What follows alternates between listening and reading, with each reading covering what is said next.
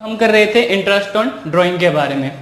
हमने interest on drawing कैसे निकालते हैं उसके मेथड्स के बारे में पढ़ा था। आज हम एक अलग मेथड पढ़ेंगे जिसमें क्या होगा कि जो ड्राइंग की गई है पार्टनर्स के द्वारा वो फ्रीक्वेंसी में की गई है, कि जैसे हर महीने के स्टार्टिंग में की गई है, हर महीने के एंड में की गई है। और इसमें हम क्या करते हैं, इसमें हम एक एवरेज पीरियड के आधार पर इंटरेस्ट ऑन ड्राइंग निकालते हैं। तो इसका फॉर्मूला बनेगा आपका इंटरेस्ट ऑन ड्राइंग का, वो आपका बनेगा total amount of drawing multiply by rate divided by 100 into में एवरेज टाइम डिवाइडेड बाय 12। अब ये एवरेज टाइम जो है ये कैसे निकालते हैं? एवरेज टाइम का जो फॉर्मूला बनेगा आपका वो होगा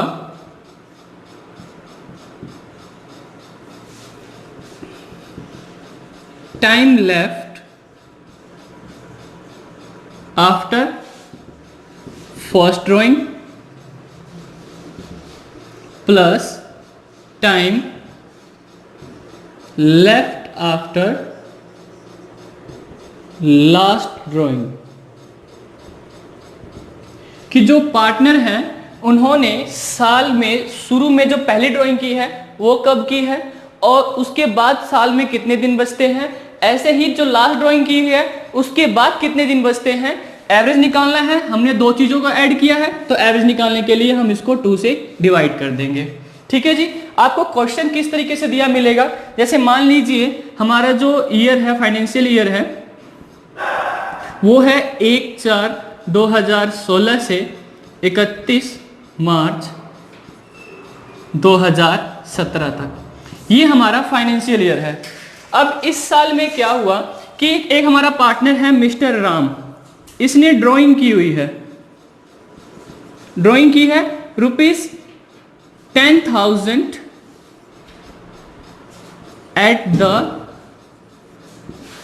end of each month, at the end of each month।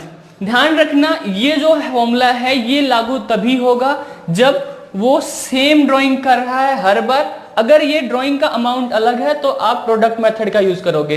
अगर ड्राइंग का अमाउंट सेम है और हर ड्राइंग के बीच में जो ड्यूरेशन है वो भी सेम है तो हम इस केस में क्या करेंगे, हम ये फॉर्मूला यूज करेंगे जिसमें हम एवरेज पीरियड निकालेंगे। जैसे इस केस में क्या है कि राम ने जो ड्राइंग की हुई है वो हर महीने के एंड में की हुई है। तो जैसे पहले हम टाइमलाइन बना देते हैं एक बार।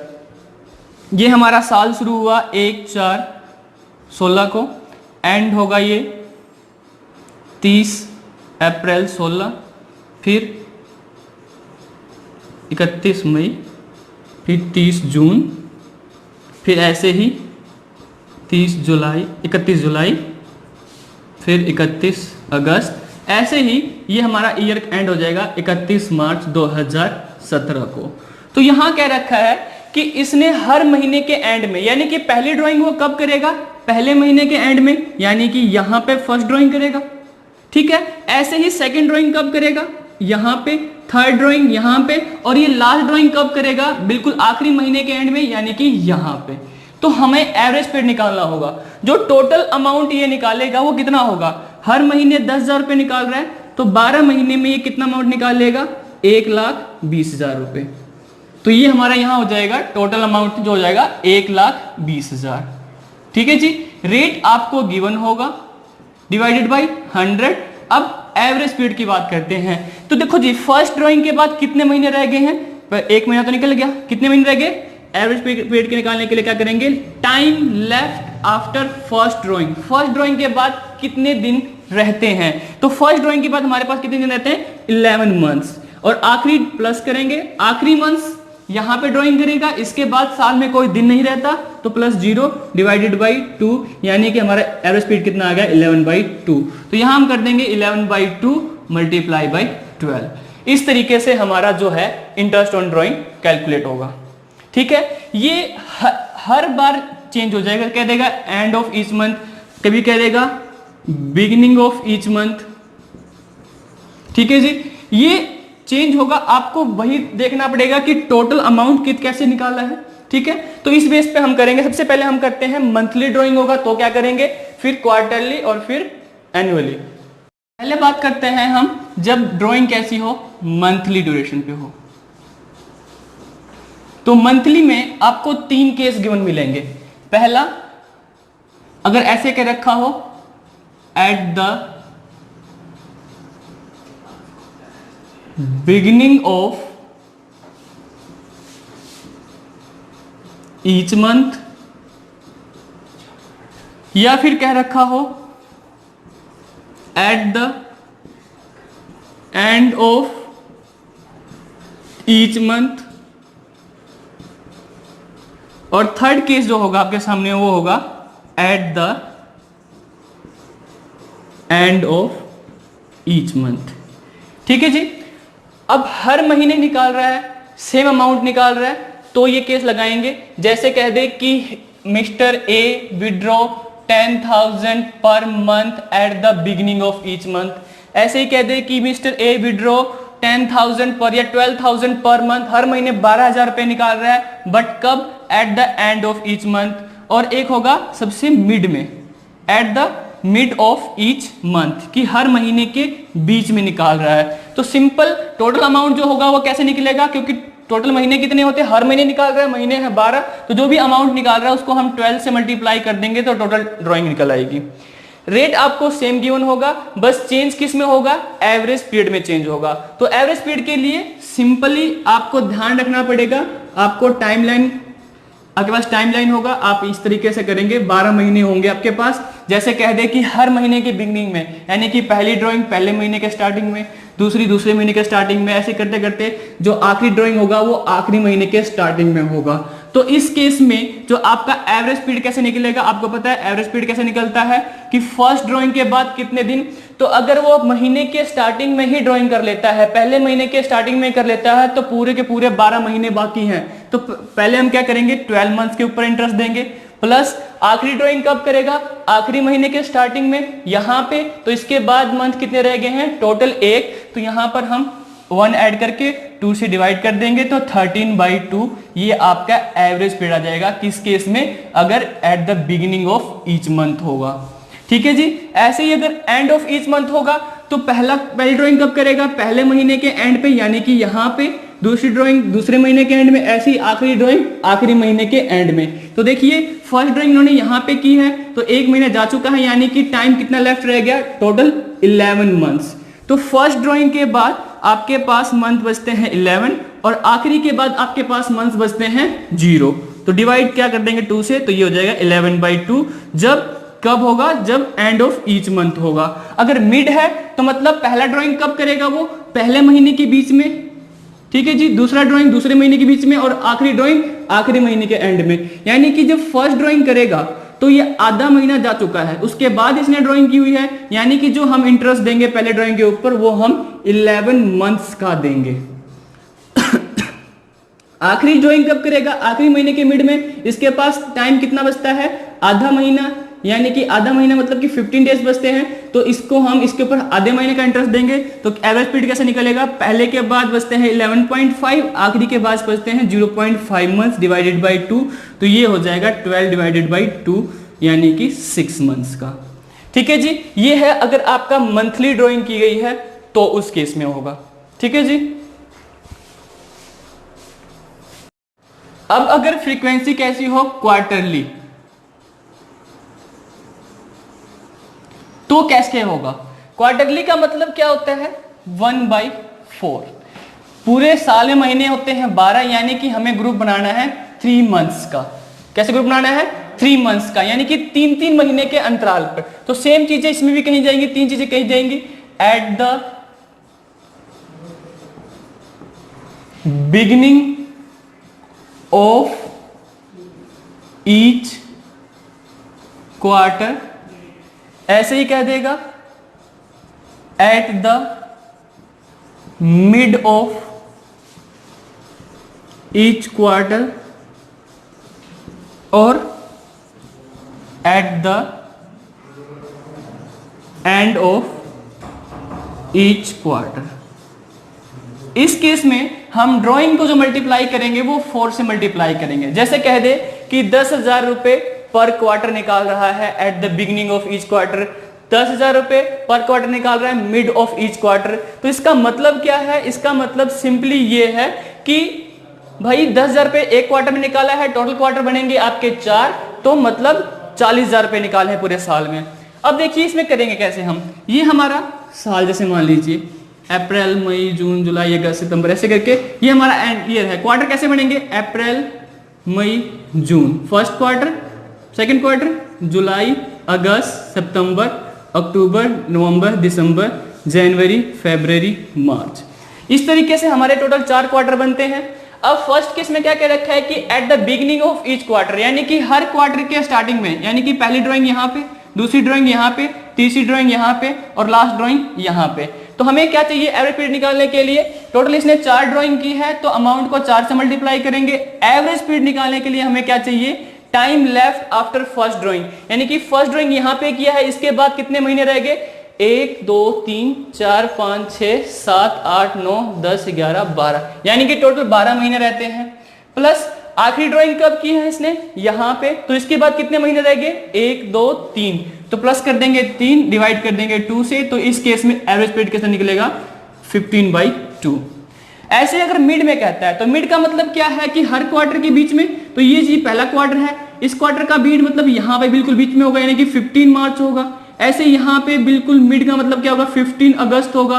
यहाँ पे मिड का मतलब क्या होगा? 15 नवंबर होगा। यहाँ पे मिड मतलब, तो इस तरीके से होगा। तो देखिए जी फर्स्ट ड्राइंग के बाद कितने दिन रहते हैं? 1.5 महीने तो खत्म हो चुके हैं, यानी कि इसके बाद जो बचता है 1.5 महीने यहाँ बचते हुए हैं, 3 6 3 3 9 और 10, यानी कि 10.5 मंथ तो रहते हैं पहले ड्राइंग के बाद, और आखिरी ड्राइंग के बाद यहाँ पे कर रहा है तो इसके बाद कितना बचेगा?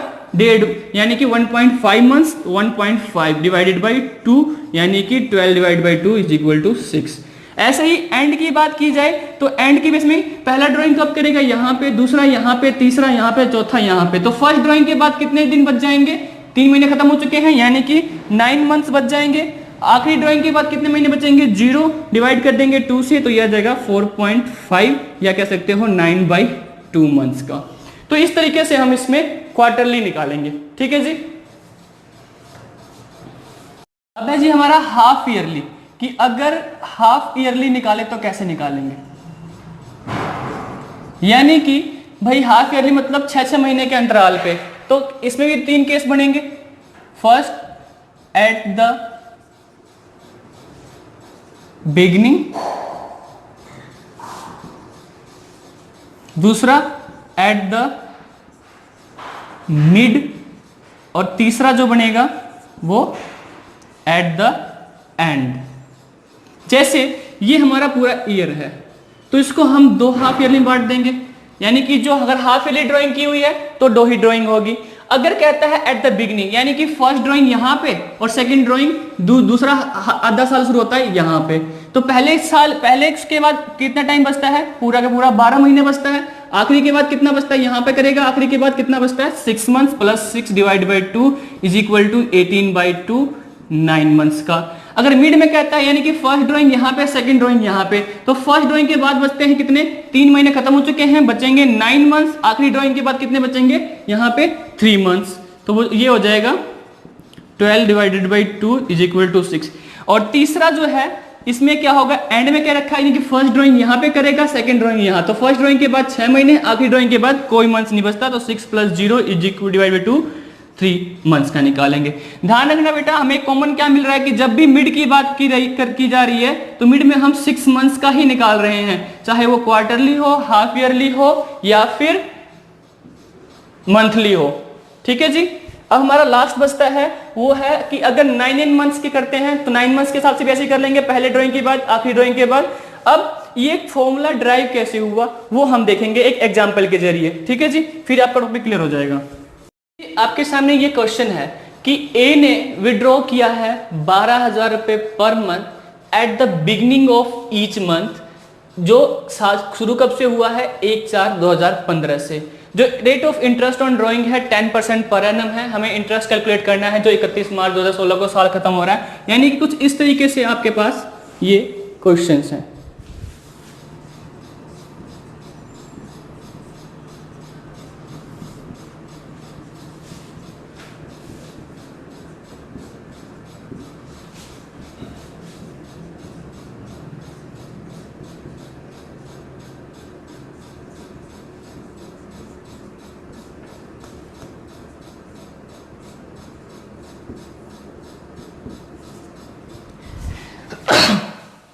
देखिए जी, आपके सामने ये क्वेश्चन है, हर महीने के स्टार्टिंग में कर रहा है, यानी कि 12,000 रुपए ये यहां पे निकाल रहा है, ठीक 12,000 रुपए यहां पे भी निकाल रहा है, यानी कि हर महीने के स्टार्टिंग में ये 12,000 रुपए निकाल ले रहा है।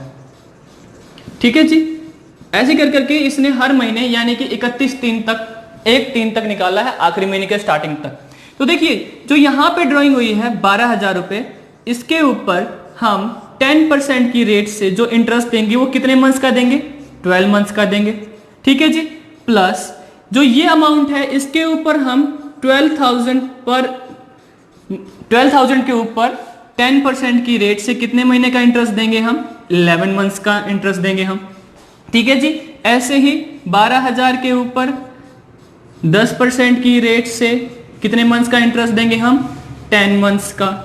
ऐसे ही करते करते हम कहां तक देंगे, यानी कि आखिरी ड्राइंग होगी 12,000 के ऊपर 10% की रेट से 1 महीने का इंटरेस्ट देंगे आखिरी ड्राइंग के ऊपर। तो इस तरीके से ड्राइंग होगा। अब देखिए इन सब में कॉमन क्या है, 12,000 सभी में कॉमन है। ठीक है जी, और कॉमन क्या है, 10/100 सभी में कॉमन है। नीचे जो 12 है वो भी सभी में कॉमन है, हर उसमें कॉमन है। ठीक है जी, फर्क क्या पड़ता है, तो अंदर जो बचेगा वो बचेगा 12 plus 11 plus 10 plus 9 plus 8 plus 7, ऐसे से करके लास्ट तक 1, इस तरीके से ये बचा हुआ है। ठीक है जी, तो इतना बड़ा कैलकुलेशन करने में आपको दिक्कत आएगी। आप इसको पहले 12 महीने के ऊपर हमने ये जो है सभी में कॉमन था, हमने बाहर ले लिया, ये चीज भी सभी में कॉमन था, हमने बाहर ले लिया, ये नीचे 12 भी सभी में कॉमन है, हमने बाहर ले लिया। तो बचा क्या, यहाँ से 12 बच गया, यहाँ से 11 महीने, यहाँ से 10, 9, 8, 7, ये इस तरीके से हमारा ये मंथ बच गया। अब इन सभी को जोड़ के करेंगे तो ये बहुत ही लेंथी पड़ जाता है। तो इस केस के लिए हमें क्या कहा गया कि एवरेज पीरियड निकालिए। एवरेज पीरियड निकालने के लिए क्या कहा है कि पहले महीने के बाद कितना, पहले ड्राइंग के बाद कितना ड्राइंग बचता है, पहले ड्राइंग के बाद कितना टाइम बचता है, पूरे के पूरे 12 महीने, आखिरी के बाद 1 महीना डिवाइडेड बाई 2, यानी कि 13/2। जब हम 13/2 करके निकालेंगे तो सेम ही आंसर आएगा हमारा।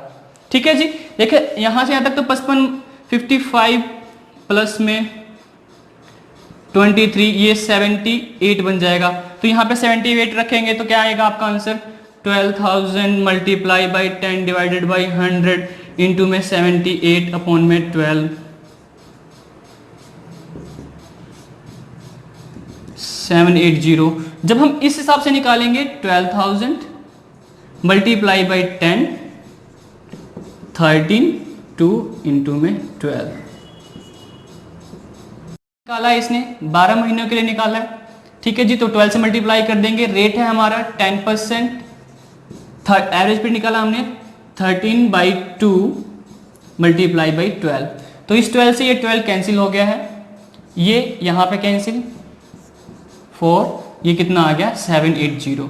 दोनों केस में सेम ही आंसर आ रहा है। जब आप इसको प्रोडक्ट मेथड से करेंगे तो क्या वही निकलेगा आपका कि 12,000 के ऊपर 12 महीने का इंटरेस्ट, 12,000 के ऊपर 11 मंथ्स का इंटरेस्ट, 12,000 के ऊपर 10 मंथ्स का इंटरेस्ट, और जो आप 1 महीने का निकाल देते हो, इस केस में क्या होता था, सम ऑफ प्रोडक्ट इनटू में rate divide by multiply by 1 महीने का निकालते थे। उसी तरीके से हमने सारा क्वेश्चन करना है। अगर आपके सामने ऐसा है कि हर महीने सेम अमाउंट निकाला जा रहा है, ठीक है, रेट ऑफ इंटरेस्ट सेम है और इनके बीच का जो ड्यूरेशन है ये सेम है, तो सिर्फ ये 3 ही चीज होनी चाहिए, अमाउंट सेम होना चाहिए, मंथ जो ड्यूरेशन होना चाहिए वो सेम होना चाहिए, और तीसरी चीज जो रेट है वो सब पे सेम होना चाहिए। इस केस में ये एवरेज पीरियड लागू होगा, अदरवाइज नहीं। ठीक है जी।